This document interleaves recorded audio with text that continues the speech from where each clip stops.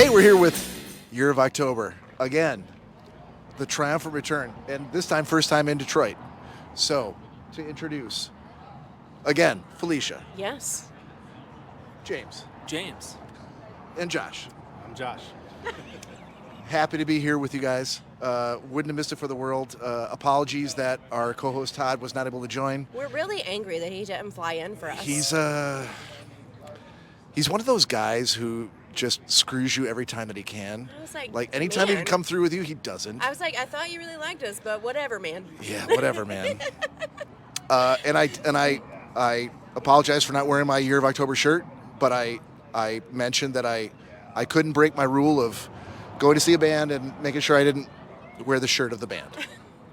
It's just what's got to be done. So we've probably done 2 straight interviews before we even started rolling. So I got to start with Felicia and say, so you've been on a tour of not just Detroit, but Chicago and other cities that you've not been to before. What has it been like? How have you enjoyed it? How's it been going? Catch us up. Yeah, I've loved it. Tour is probably my favorite thing to do. If I could be on the road constantly, I would do that as long as I could bring my cats. We would need to find a way to bring the cats. Hold on. How many cats, once again? I know we covered this before. We have 2 and James has 2. James has 2 so separate cats. 4 total. Okay. But yeah, it's been wonderful. It started off a little rocky because about an hour and a half out of Nashville, we blew a tire. I saw that. Yeah, it was terrible. Which one of these 2 fine gentlemen fixed the tire for you? James. Very quickly, and Josh found us a local spot that changed it in like 15 minutes. So Okay. we were on the road quickly, but it was a little stressful. Was it a tough, do I take the risk of fucking up my drummer's hands or my guitarist hands? Which do I do? I tried to jump in there and do it myself, and James was like, I've got this, Felicia. Not in like a derogatory way, but hey, I just knocked this out real quick. He was like, I'm pretty fast. Let me say, James is good with his hands. That's all I'll say. Hey, I think we're done here. I think that's it. And that's a wrap. Yeah, that's a wrap. So let's pass it over to James just for a second, because James was not able to make the last interview that we did with you guys, and I missed asking you, so I'm just going to cover all the bases really quick. Hit it. Influences, musical influences. Oh, okay. Like other drummers or bands as well? Anything. Oh, man. Animal the Muppet. 100%. I mean, everyone's got their top 4 or 5, Dave Grohl's definitely up there. Vinnie Colaiuta's up there. Dave Weckl, Steve Gadd. And if I'm going for any one of the old boys, Elvin Jones and probably Mitch Mitchell as well. Okay, Mitchell's that's 6, but I'll allow it. It's 6, You Yeah. ask me, it's like asking me what my favorite movie is. It's like, I need a genre, I need a time period. Let's go. 5 favorite movies. I'm serious. We covered this the first time. You missed it. I forgot to tell you. 5 favorite movies. Favorite movies of all time. Listen, remember, before we started this interview, I said, what do you want to talk about? You're like, Okay. give me yeah, anything. Actually, on So my I feel phone like you here- already on my phone said. Here, so we played at this place called Planet of the Tapes. Okay. And it was like Louisville, a Kentucky. VHS joint. Louisville, Kentucky. All right.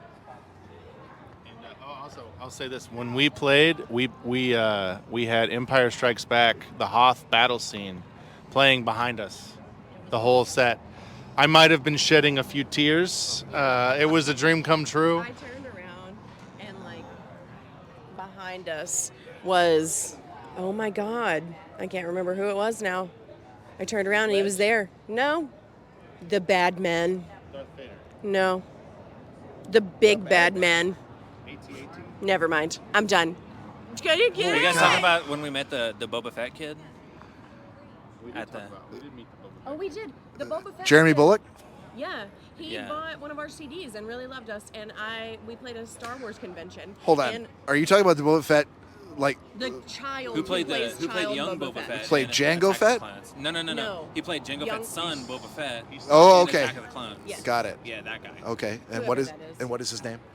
I don't know. Yes. Damn it. He stopped me on the way to the bathroom, and we had like a 5-minute break, and I was running as fast as I could to go to the bathroom, and he was like, I really loved your music. I got a CD, and I was like, thank you so much, Boba Fett. And then I ran away.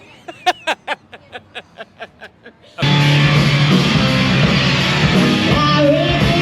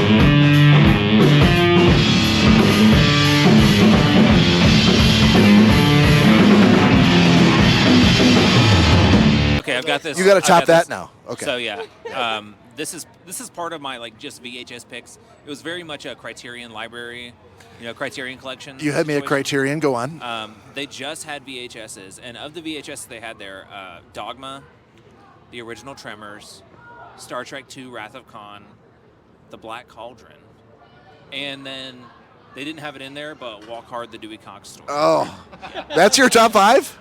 That is a very respectable top 5. It's an on-the-spot top 5. You are a Tremors boy. If I think about it too much, Yeah. then I'm gonna like switch things out. I love Tremors. Does that mean you're a Kevin Bacon boy? Of course. Okay. And there's a new Tremors Netflix series that I heard was my friend Angie texted me and said that there was a Tremors show coming to Netflix with Kevin Bacon. That's not a remake; it's a sequel. I'm like, you already have my money. Let's go. If they said that this was debuting tonight, this series, Yeah. would you tell the Lager House? Sorry, we can't go on. Nah, dude. We're staying in the Airbnb upstairs. I said, Josh, text me 10 minutes before we're going on. I'm going upstairs. I'll be upstairs tremoring it As up. soon as we're done, I'm loading the gear up and I'm going to go back up there. One That's- headphone.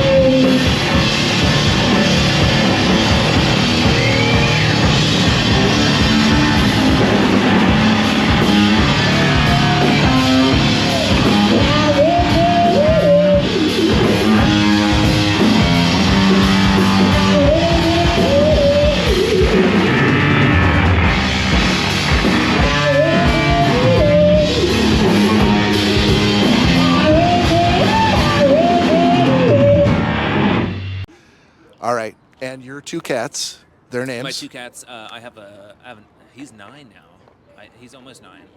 Gilgamesh, he's an all-white male. Yep. And then Nyx is 5. She's an all-black female. But she has like little white tips on her toes and on her belly.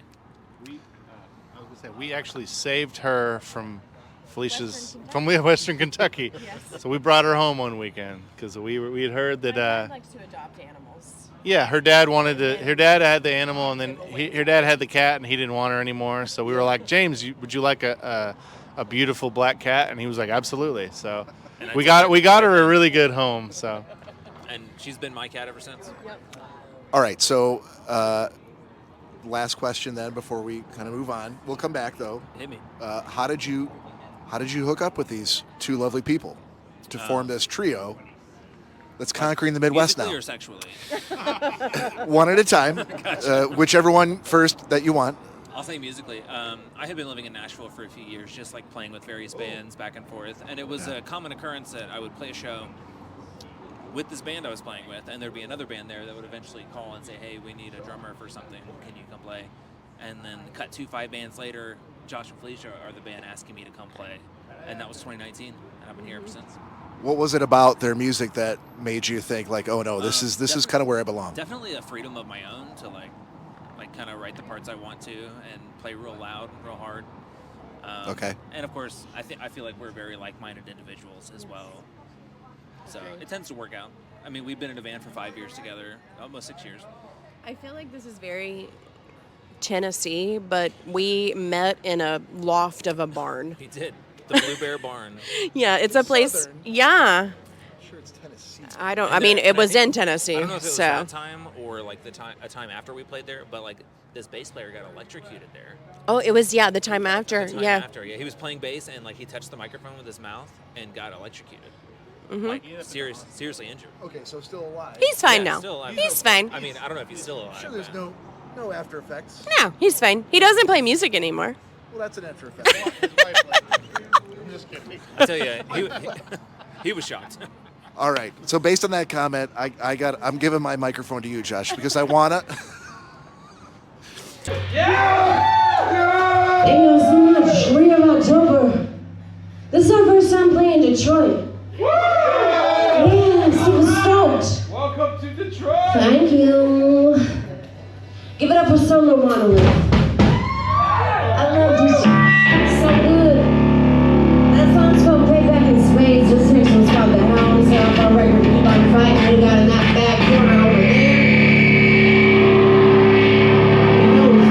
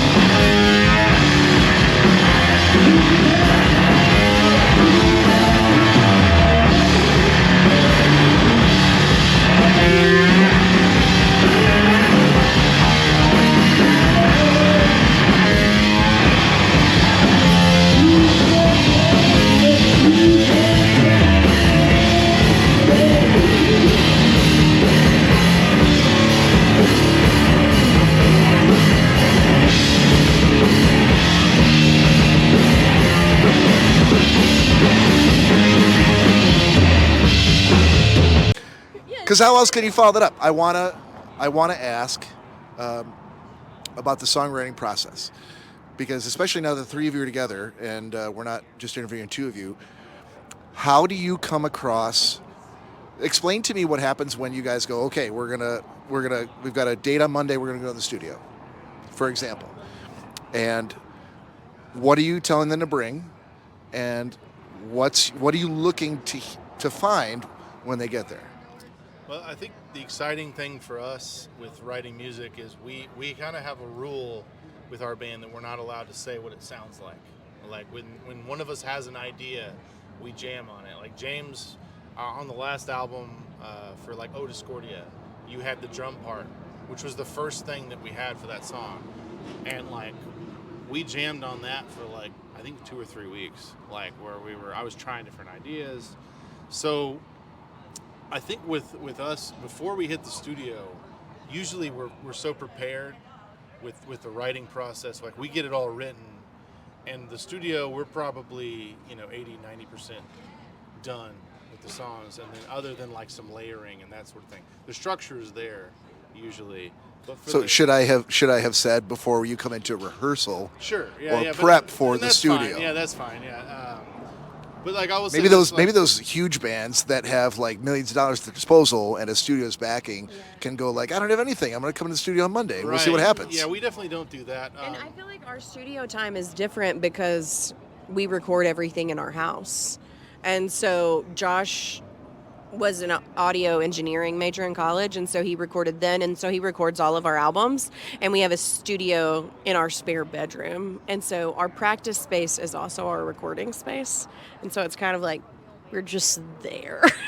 So we do have, it is nice because we have like as much time as we want in the studio, but like we definitely don't want to like track a song before we play it live. A lot of times we'll play those songs live for months before we track it.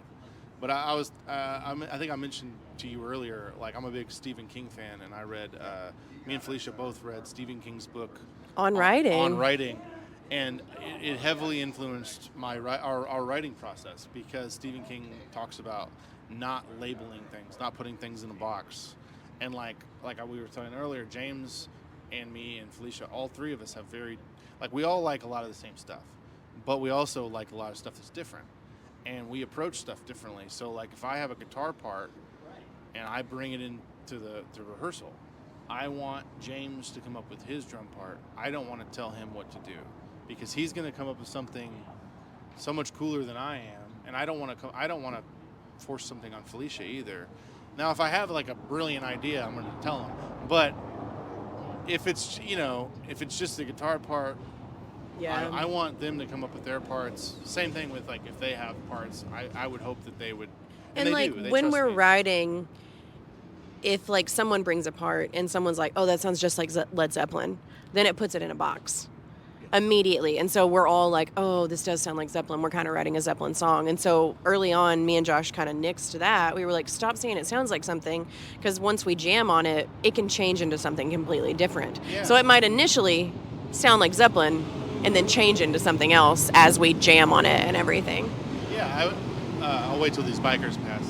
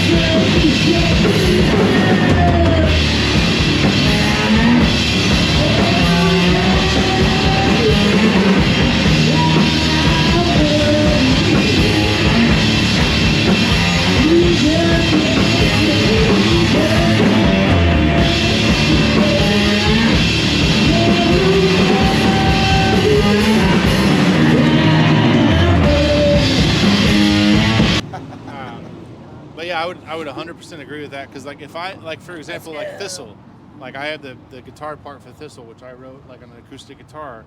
You start playing like almost this like behind the beat hip hop, kind of beat, and then it like pushes and then pulls back and then pushes and then pulls back. The minute that kind of thing happens, the song changes my perspective, because I'm like, oh, it can be this now. Right. And that's the exciting. The parts influence each other.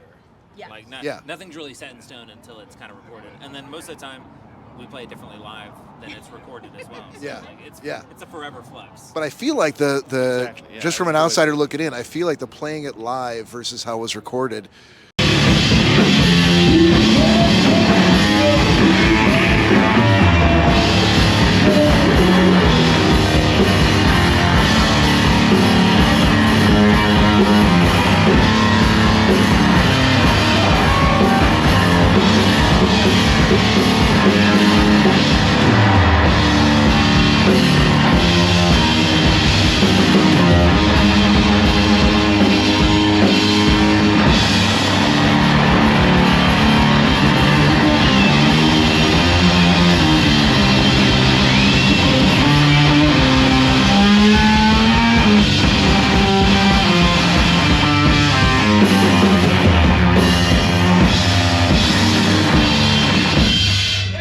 Say thank you. Just say thank you. Those are like two things at shows that we always do. Because like some people, I'll go up and be like, "Oh my God, good set," and the person will be like, "Ah, I was off the whole time," and I'm like, "Just say thank you. That happens. Just say thank you." All the time. I'm like, no, don't draw attention to your mistakes. I might have noticed them, but just take the compliment. Hey, you played a great show. My snare drum was kind of out of tune the whole time, and I couldn't get that right somewhere I wanted. It's like, just say thanks. Yeah, that's very common. Or they'll literally be like, in the third song, I did this, and you're like, well, I didn't notice that. I wasn't even. Or I inside thought during that the was third song. cool. But now that's all I think about. Yeah. I Yeah. was in the So bathroom for half your set because we ate a bunch of pizza before this, so I wouldn't have even known that you messed up.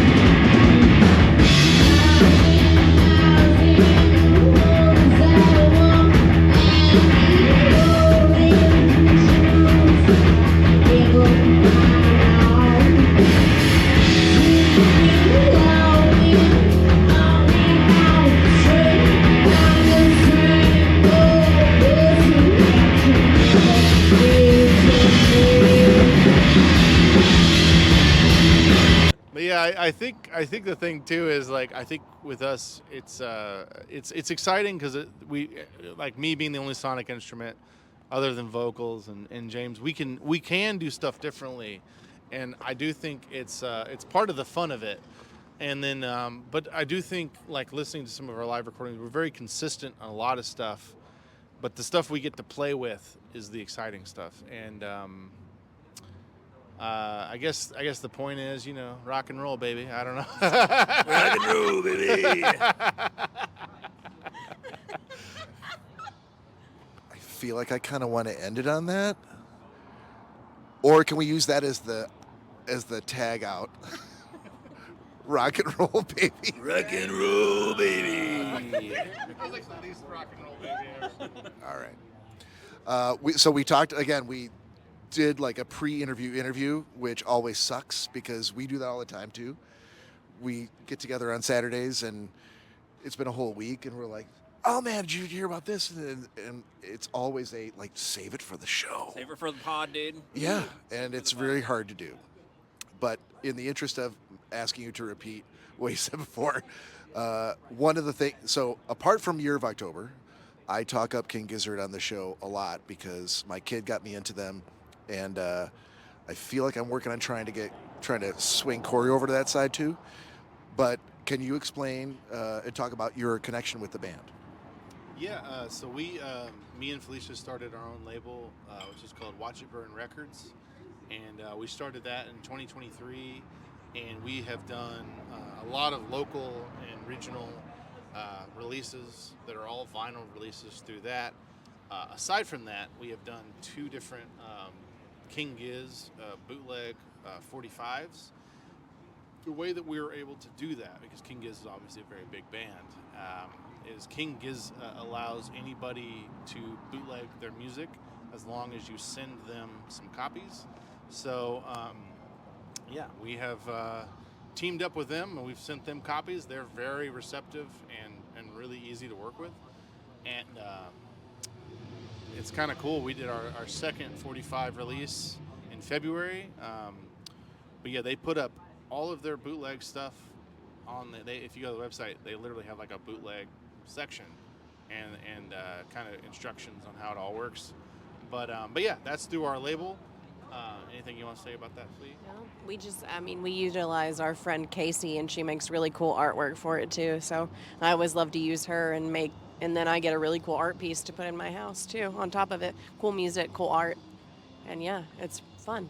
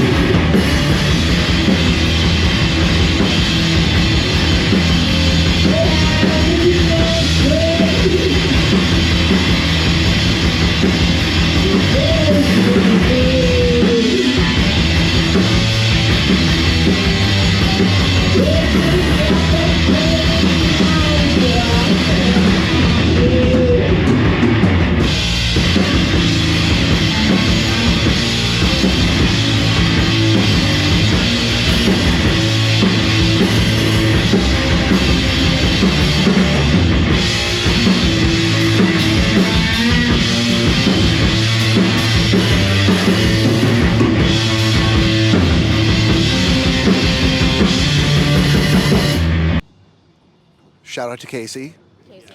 And a good time to shout out your Bandcamp page where you can find all the merch, you guys. In fact, the liquid-filled vinyl, I was bummed to find out that I missed the opportunity to get that.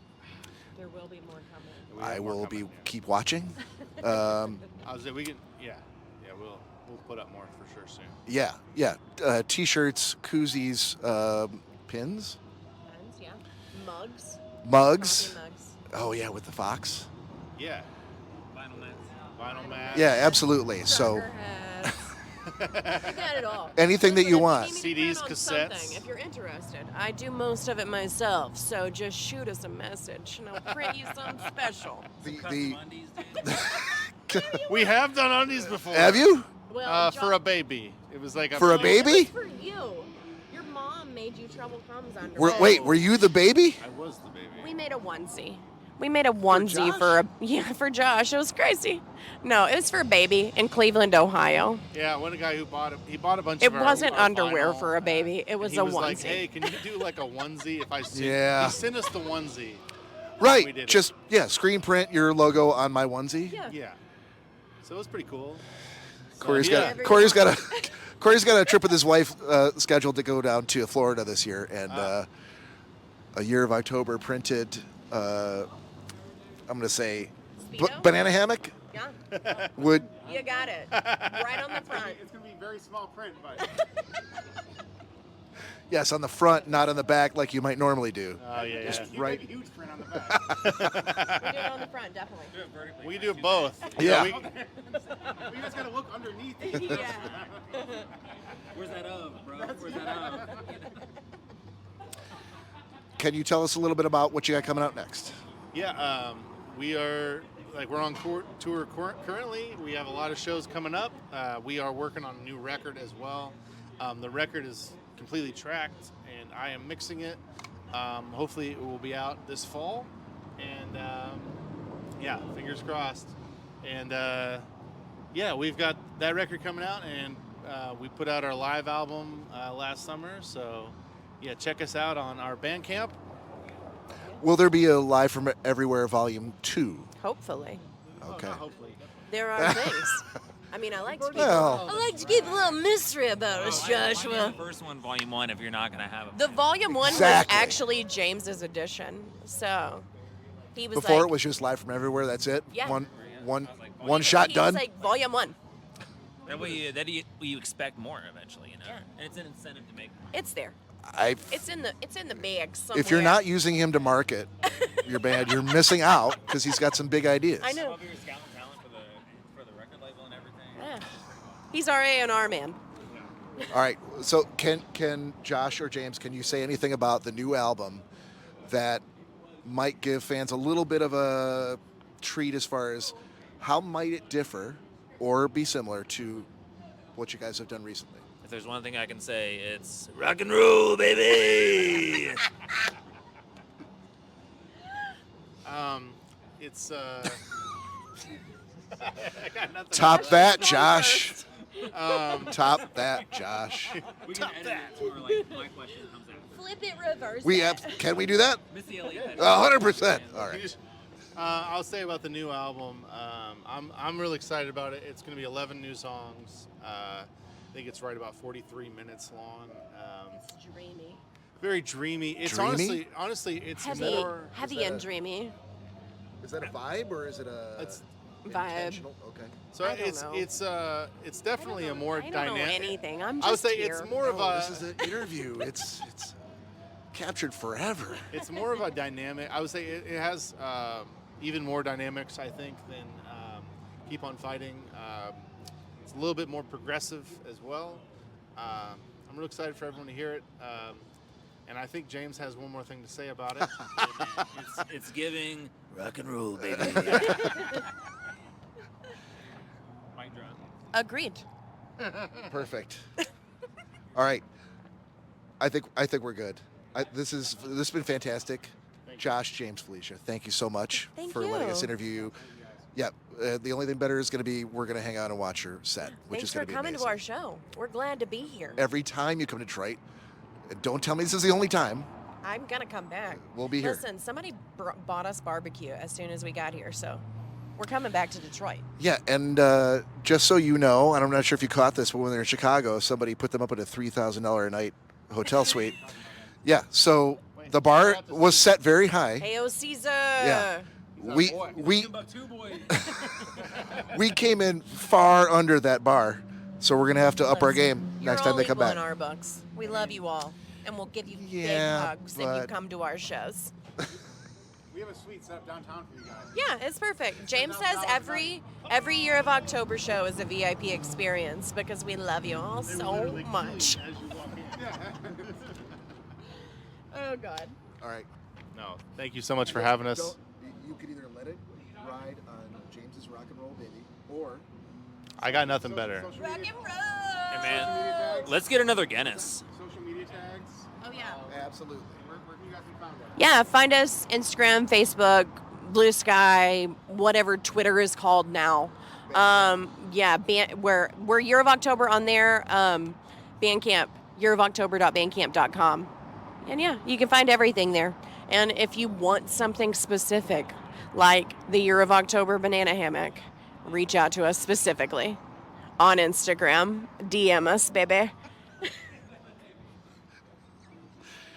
All right. Peace out.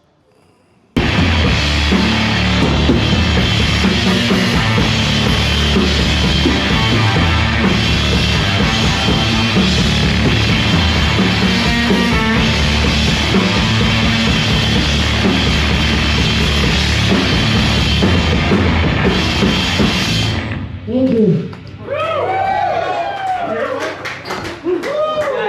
Thank you so much for Year of October. Come and meet me at the merch booth in the back and stick around for Sonic Smudge. Thank you so much! Rock and roll, baby.